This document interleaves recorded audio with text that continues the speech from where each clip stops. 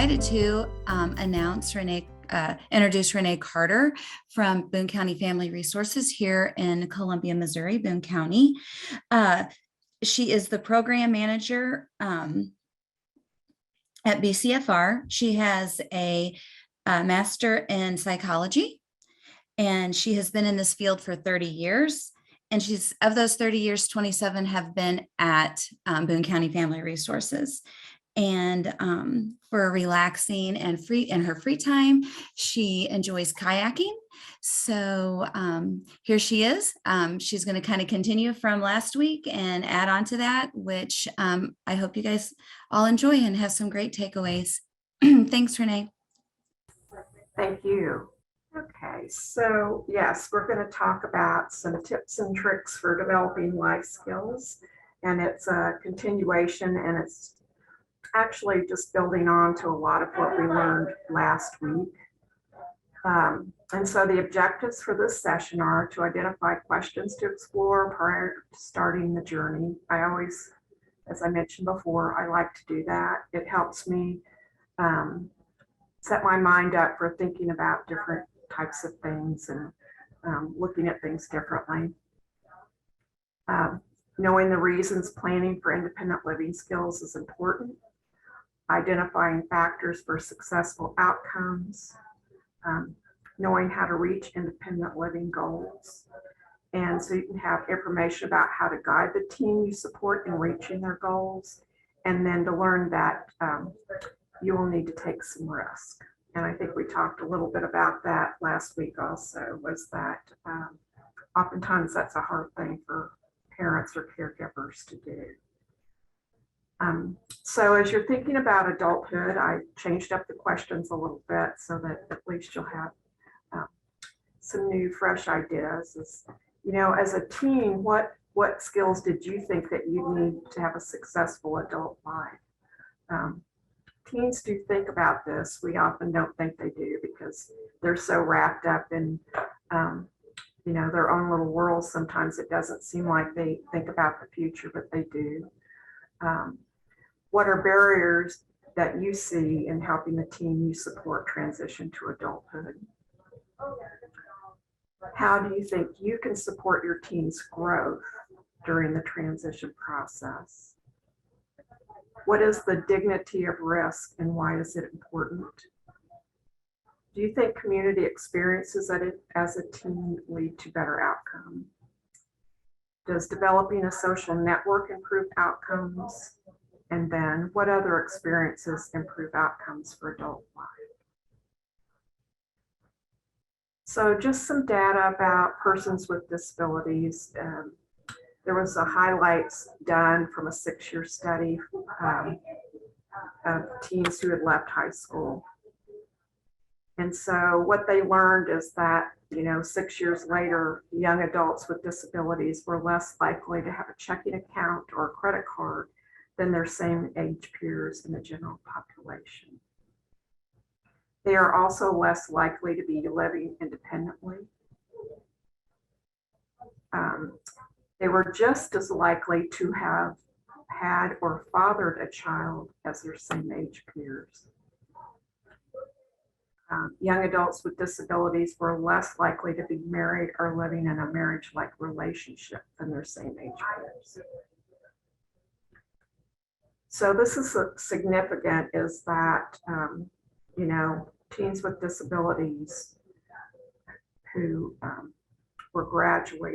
graduated 6 years before, did not have the same outcomes, but they were likely to have a child.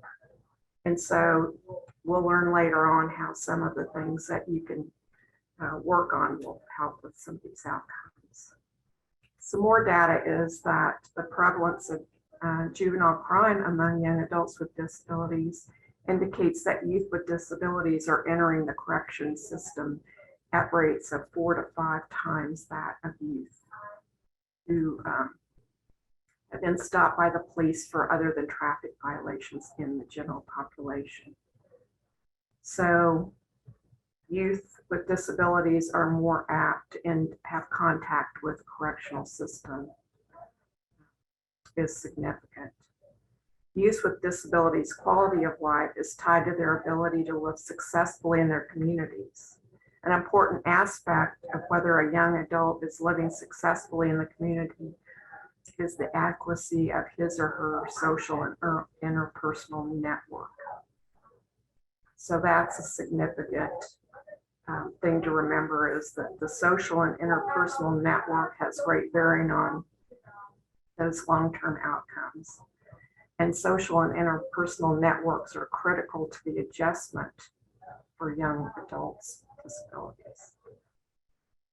Considerable research has documented the importance of personal relationships as protective factors.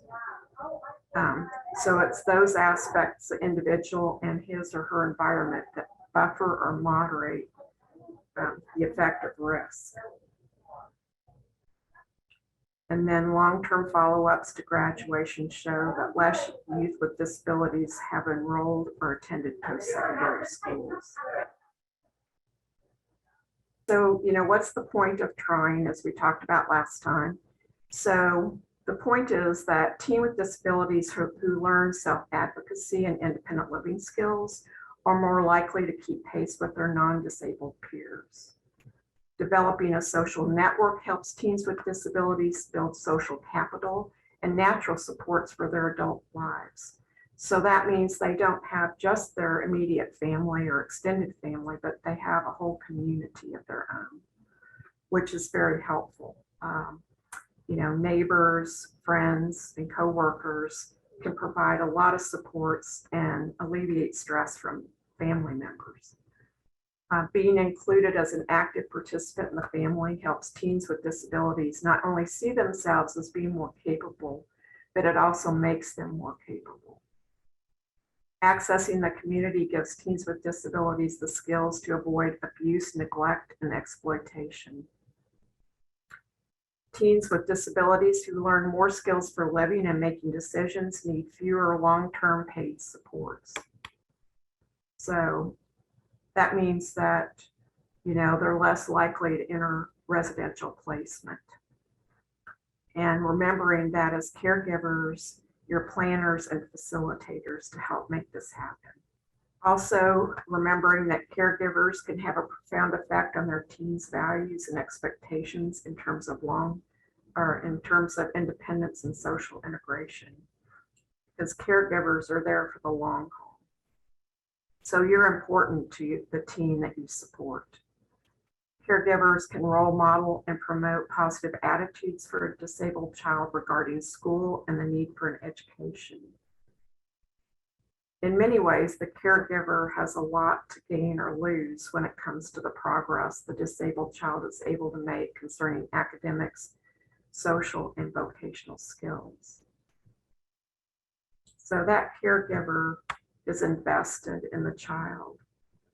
And so they have as much to lose as that child does if that child doesn't reach their potential. Caregivers complete any long-term planning for the disabled child, which may include long-term financial support, trust funds, and other supports where caregivers can serve as advocates until that person can take over the role themselves. And then they can change the trajectory of the child they support by planning to expand independent living experiences and social networks. So, when we're discussing how you can reach better outcomes, we covered some of this in relationship to employment, but it also holds true at home. As a family, you need to work to determine what you and the teen you support want their path to be. Looking at what is the peak they hope to reach, where do they want to live, socialize, and recreate? What does the teen want? And then what do you and the teen not want? So there's a variety of different living situations, and trying to figure out, do I want this teen to continue living with me? Do I hope they'll live independently in the community or somewhere in between? Start exploring what the teen's interests and strengths are and why outcomes you want are important, and some of the resources that can support them in discovering how to reach their goals. Also exploring different activities and interests that they might enjoy. That builds different skills. It can also build ways for them to exercise. For instance, I like kayaking and it's fun, but it's also good exercise as well as, hiking and biking and being more physically engaged in your community. Help the team build a social network through clubs, extracurricular activities at school, church, in the neighborhood, and at local businesses. Done right, these networks can last a lifetime. So, some of you have been involved with your church or your neighborhood most of your lives, and whether or not you realize that they're a part of a network that you have, they can also be a support for you when you're sick or, you've lost your job, but all kinds of different things that come up in your life. Those people in your network are there for you. And so look at your own past life experiences, what they've taught you about reaching your own goals, and you can use those to help your team move forward. And then you want to make sure you look at what's worked and what's been a barrier. So, first of all, start looking at some of the skills your teen already has or need those things they need in order to reach their goals. For example, looking at, can they access the community alone or do they need help? Can they take public transportation alone or will they need more oversight? Can they self-advocate with others or does an adult have to do that? Determine if they've had any experience involving these skills used to reach their goals. For instance, do you have them do chores at home?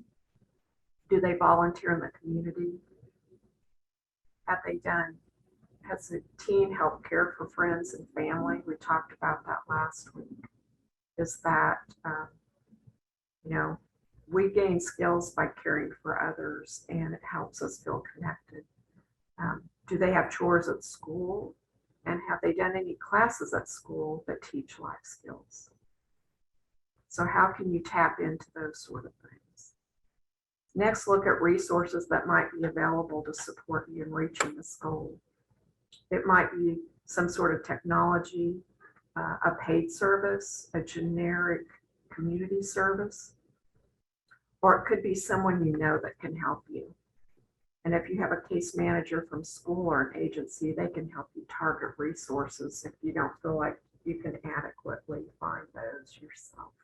And so just some things of how to begin is, first of all, make sure you include the teen in all aspects of your life. For instance, if you're currently concerned about safety, start with skills that don't involve safety hazards until you feel more comfortable. For instance, even very young children can help set tables. They can make beds. They can help tear up lettuce, butter bread, wash cars. All of those are fairly safe experiences. And the better they get at it and the more included they are, then you can add on to those skills. Allow the teen to make as many choices about clothing, hygiene products, and food purchases in the community. To build on decision-making and developing their preferences, offer them limited choices in the beginning and let them choose between those things. For instance, you might go shopping for clothing and looking at, pick out an outfit in this big store could be very overwhelming and may not lead to a positive outcome. But if you know the teen's favorite colors and maybe favorite styles, you could have them pick, do you prefer the red or the green outfit, or do you like the jeans as opposed to the khakis, and help them build on those skills to where eventually within a budget, they can pick out their own clothes. If you go out to eat, for instance, at McDonald's, helping them with I was going to say $5, but that was back when my children were teens. I guess it'd be more like $10 now, wouldn't it? But helping that teen learn how to do their own ordering, choosing from a variety of things on, the menu, and letting them do that themselves instead of you doing it for them. They'll learn how, not only how to stay within a budget, but they also learn what their preferences are and what variety is available. My staff and I worked with a young lady once that her parents had always ordered for her. And so, even the simplest thing about ordering an ice cream cone, she didn't know if she liked vanilla or chocolate better because someone else had always picked it out for her. So she wasn't learning those important skills of what do I like and what I don't like. She was just accepting whatever was given to her. So anyway, these things are important to teach other kinds of skills later on down the line. When going to medical appointments, have them check in and provide as much information as they can on their own. Offer your support when needed, but teach them that they're capable of talking with medical staff. This is going to be a very important skill if they're going to transition to independent living. Have them take their own medication scripts to the pharmacy and turn them in.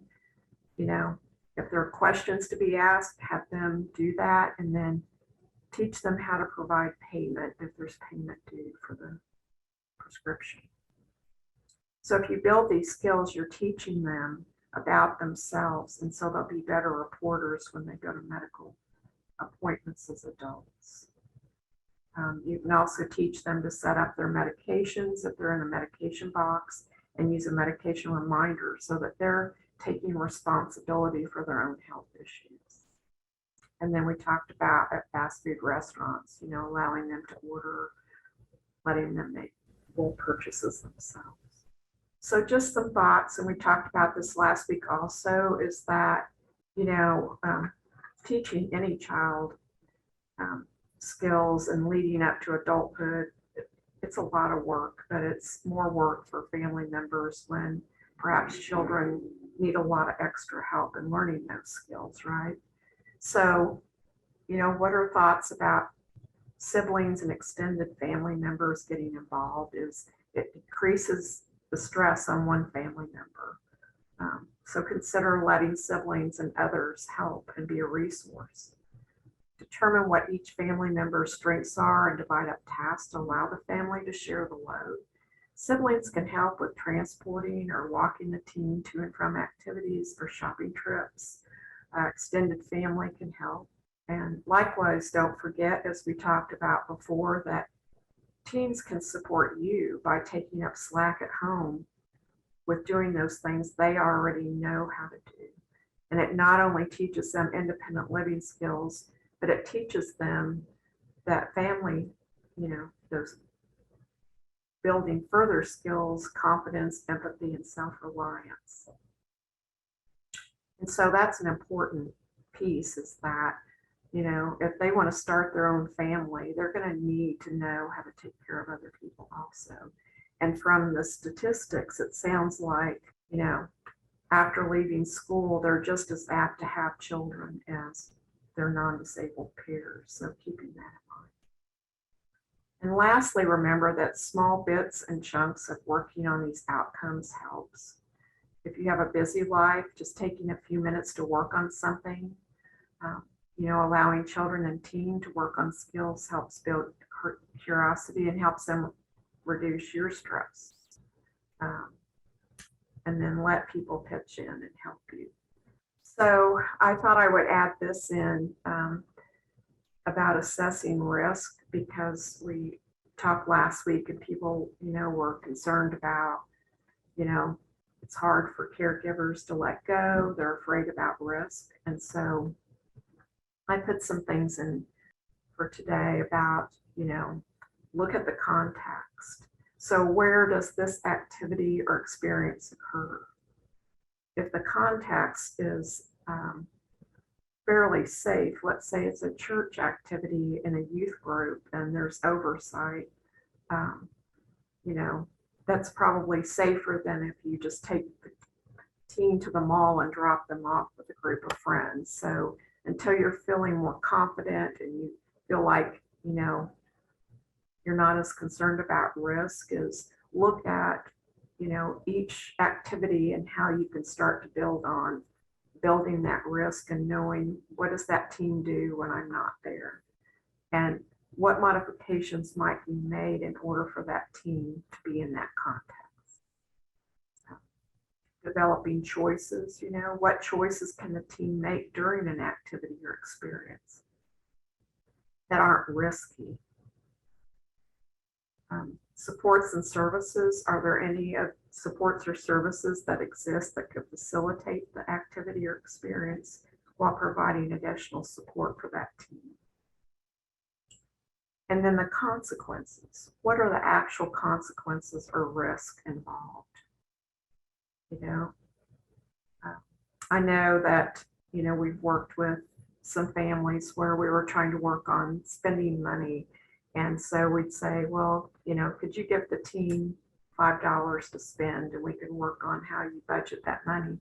And family members were worried because they didn't want the team to make any mistakes related to spending money.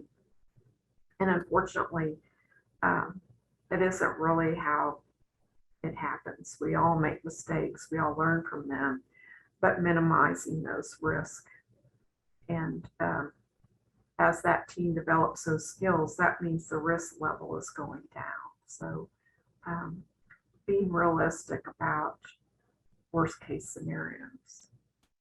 And then big questions. If risk is limited, is it to the benefit of the student or to make others comfortable?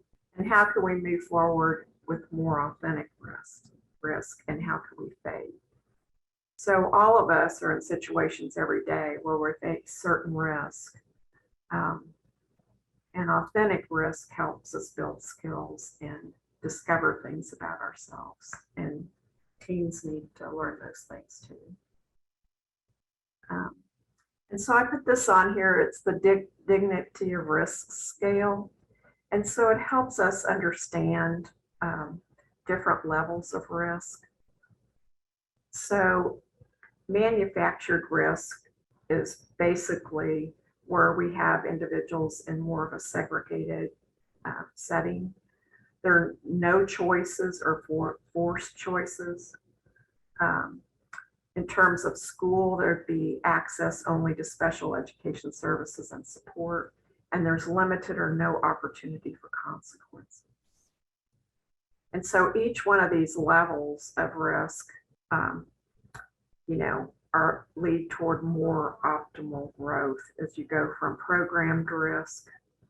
But the best are like managed risk and authentic risk. So managed risk is where you have standard activities and natural settings, and then you have some kind of an aid. It might be a person, it might be, different things like maybe in terms of like cell phone usage and, social media sites. There are parental controls on certain things, or it might be helping the person with giving them a card that only has like $10 on it to spend so that they can't, overdraw or run up a bill that would, lead them to get in a big amount of trouble financially. So they're learning how in a managed way to risk.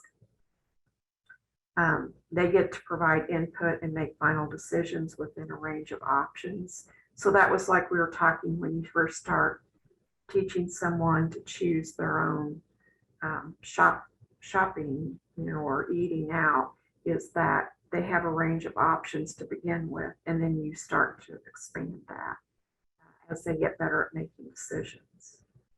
And then they have access to standard services and support with maybe some supplemental aid types of things. And then frequent opportunities for short-term consequences. So we all learn from our mistakes, but they're short-term and they're limited. And then authentic risk, of course, is opportunities that are available to everyone to access, making our own final decisions and accessing those services and supports that are available. In this case, it was from an educational setting that students or teens. And so these are some resources that you can utilize. And the first one is, build your life plan with your loved one. I brought this up last week, but I didn't have information on it. It's called Empowering Ability. And so Eric developed the Ultimate Guide to Independence. And I really encourage you to go on his website and to, he has a guide that you can get for free. He has classes and different events that you can participate in.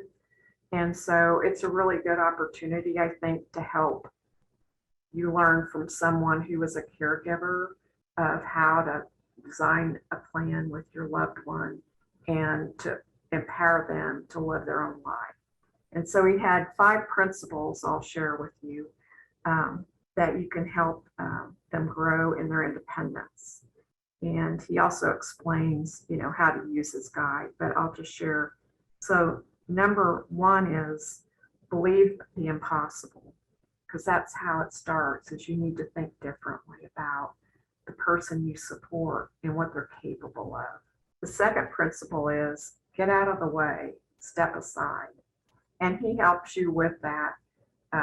If you attend some of his classes and use some of this information, he teaches you how to do that a little at a time. It's not something that you would want to do suddenly. The third one is get comfortable with broken plates. So growth takes practice and it takes patience. And so things are not always going to go 100% smooth. But like we were talking about, you can start with some managed risk types of activities and kind of work your way up. 4 was look for the Shiro hero, is stop enabling the disability. Oftentimes we see this in a variety of different settings, not just with caregivers, is really knowing what people are capable of is very important. Letting them do those things they're capable of doing and allowing them to grow. Is that if you always think that the person can't do something, they'll either, live down to your expectations if you don't believe in them, or they can live up to them if you believe they can do lots of different things. And then we all need support. It's truly about interdependence. I don't usually change the oil in my own car, and I've not done much of my own dental work. We all depend on other people. There have been times in my life where I depend on my children, on my mother, during times of surgery or during times when things were rough. And so we all are interdependent and we all need each other. So anyway, I really encourage you to look up his information and to utilize some of his resources he has. And then there's also what's called Charting the Life course. And this is to help you do some planning. And they have different areas about, employment, abuse and neglect. And they help people see what the risks are, and they help people to really get to the bottom of how to avoid those sort of things. Is sometimes we think if we isolate someone that they won't be at risk for abuse, neglect, or exploitation, but actually it places them at a higher risk. And so there's some good information on there about how to work through that. So do you have any questions for me today?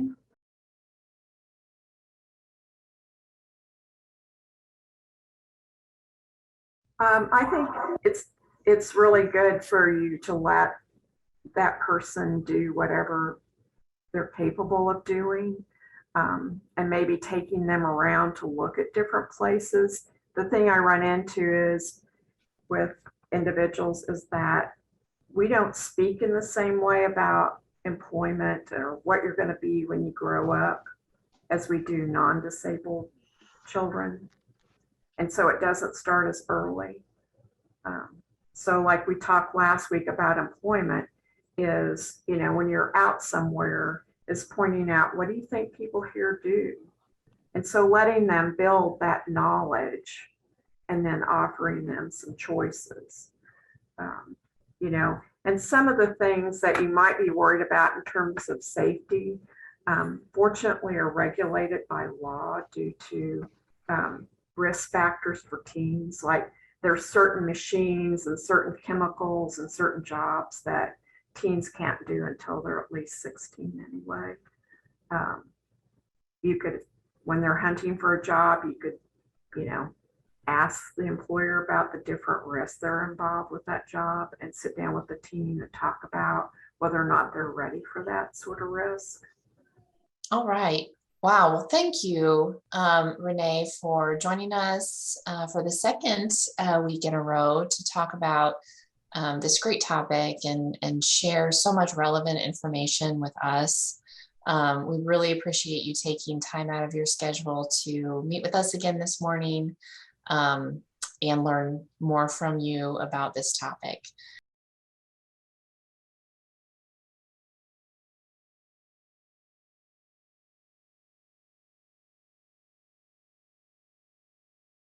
I think that's a very, very good point, is that, you know, there's a lot of things that are very low risk. And so not getting caught up on what people can and can't do. And if you see them do the low risk things and grow, then that will help you have more confidence when it comes to the higher risk things. And it's just getting comfortable with that level of, you know, everyone starts from the beginning and all of us have to learn everything that we know. And we had to take some risk. And sometimes it doesn't go very well, but most of the time, you know, most of us make it and we do really well. And we want people to have their own lives. It's very important for us to think about the end goal, not just the moment that we're in. So thank you for saying that. You know, I'll just add one saying that is really meaningful to me that I think is relevant here is, you know, every time that you try something and it doesn't work out exactly as you were thinking, that's an opportunity for you to learn another way to try to achieve that goal. So it's not seen as a failure, but just one way that you learn not to do it. So. Right. It's all a learning experience, isn't it? Absolutely. And like you said, we all have them every day. So Yes. we just need to support one another as we, you know, try and make those efforts.